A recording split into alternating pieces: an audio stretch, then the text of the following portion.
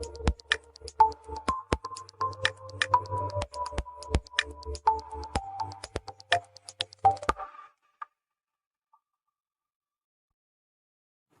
everyone, welcome to Hindu Bio Tutorials. Myself I'm Ramulu Arsani. Today we are going to discuss about Animal Kingdom chapter. So in this one, today I'm going to give introduction of this chapter.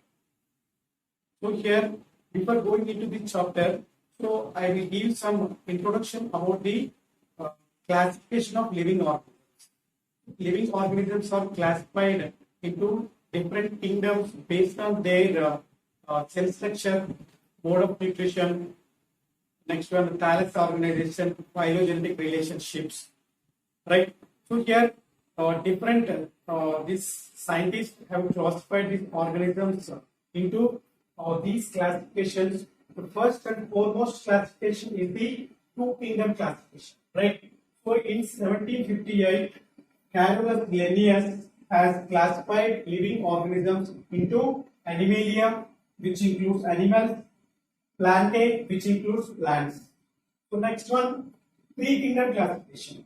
So in 1860, Ernest Haeckel has classified living organisms into three kingdoms. So here, above these two kingdoms are there, and he has added Protista. So next, four kingdom classification in 1938, Herbert F. Copeland has classified living organisms into four kingdoms. So here, above these three kingdoms added with Monera. Monera mainly consists of prokaryotes. Right. So next, five kingdom classification. In 1969, R. H. Whittaker has classified living organisms into five kingdoms. Nothing but here, these four kingdoms will be there. So fungi is added here. Okay. So here these are the five kingdoms. So in this one, if we take Monera, right? Monera contains prokaryotes. So Monera kingdom includes eubacteria and archaebacteria. Right. So here the ancestral bacteria is called as archaebacteria. Last classification is the sixth kingdom classification. So in 1977, Carl Woese has classified these living organisms into six kingdoms. So here the sixth kingdom classification includes all these five kingdoms, and he has taken out this archaebacteria from that one, and he has put or classified as separate kingdom. So that's why here the last one consists of six kingdoms, right? So these are the classification of living organisms. So what is kingdom Animalia? So what are its characteristics? Okay, that we will discuss. So before going into this chapter, I want to tell you that to share wide variety of living organisms. For example, if you take from earthworm to anaconda, right? So from small sparrow to ostrich, okay, very minute insect to very large insects, are a wide variety of living organisms belongs to this kingdom Animalia, right? So here this kingdom Animalia is characterized by heterotrophic eukaryotic organisms that are multicellular and their cells lacks cell wall. Right. So here we will come to know what is this heterotrophic eukaryotes, multicellular, and all these characteristic features. And so here these animals are also called metazoans.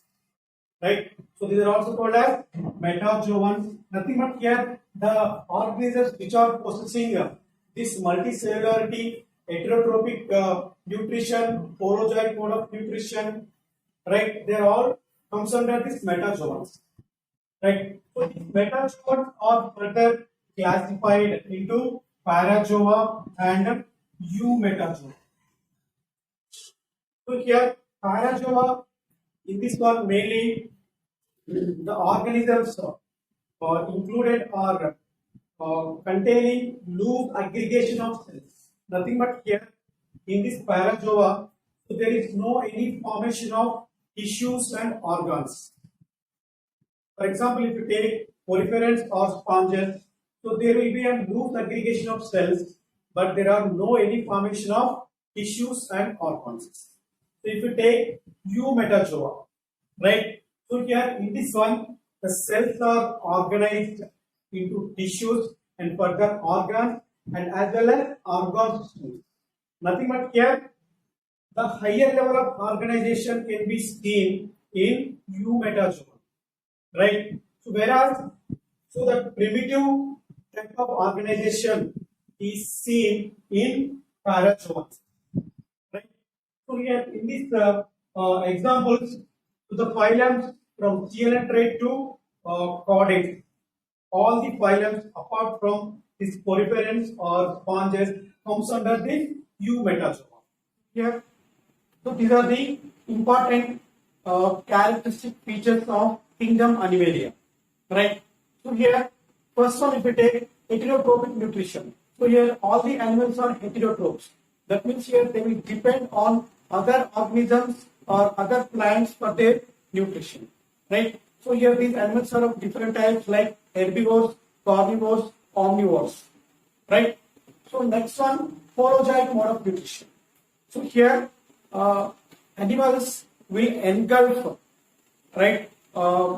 Animals or plants or otherwise part of the animals, part of the plant as it is, okay, in the form of solids or liquids, right? So here this holozoic mode of nutrition includes ingestion, intake of the foods. Next one, digestion, nothing but breaking down of those food into absorbable molecules.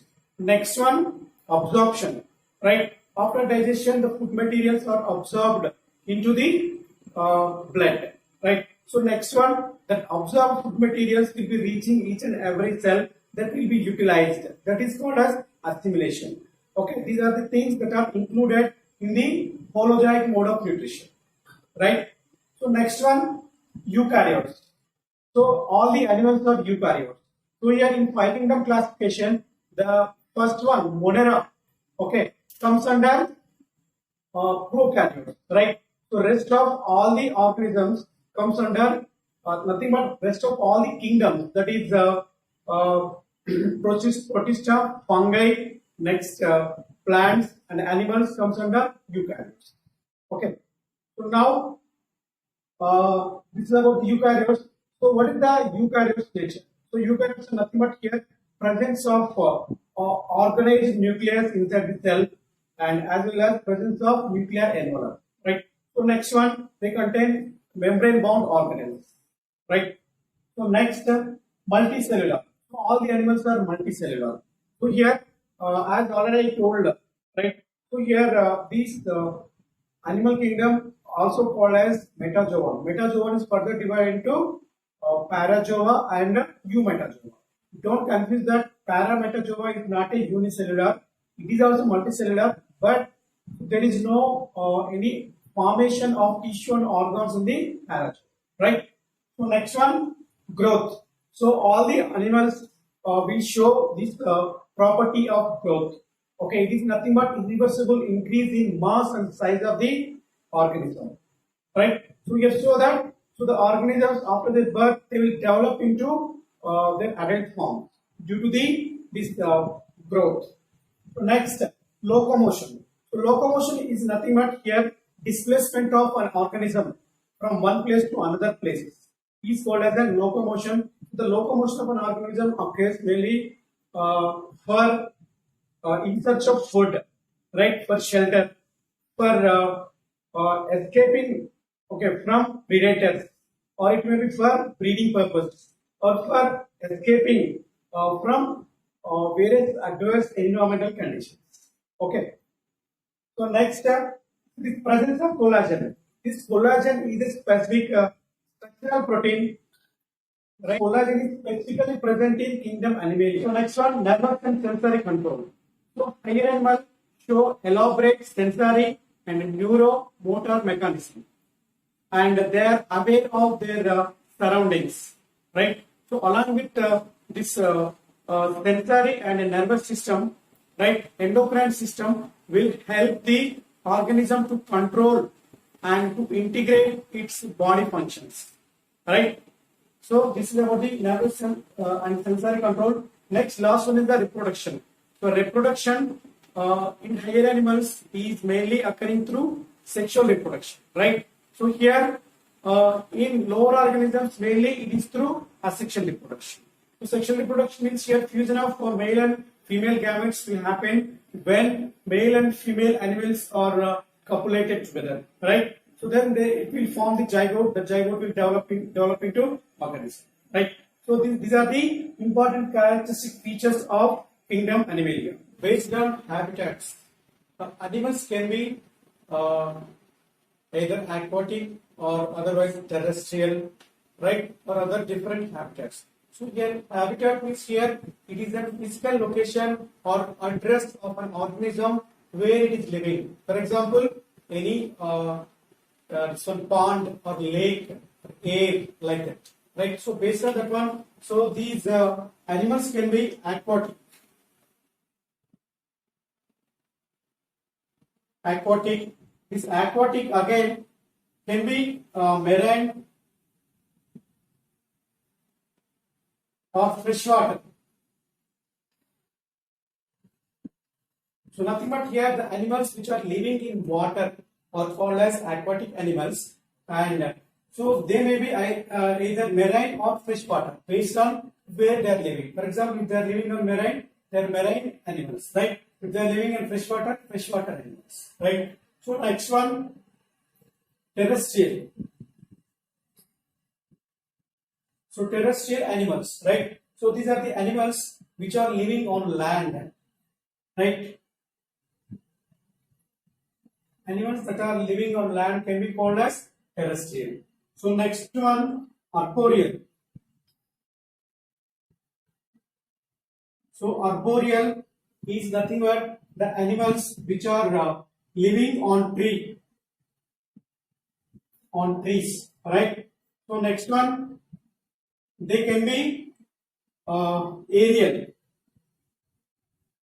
So here which fly in air, right? For example, if you take some kind of bird, right, comes under this aerial, right? Again, based on where they are present on sea, right? Nothing but at the floor or and water, right? They are again two times the main term that is used for the organisms that are present at the floor of the sea.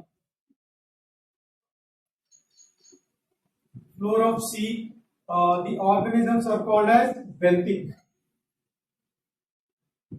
right? So next one, the organisms that are freely floating.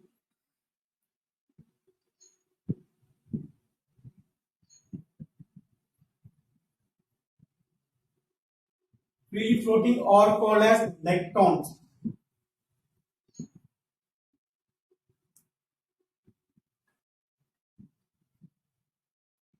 Right, these are the two important terms. Remember, the organisms which are living at the floor of sea are called as benthic, and freely floating, okay, freely swimming organisms are called as nectons. Right.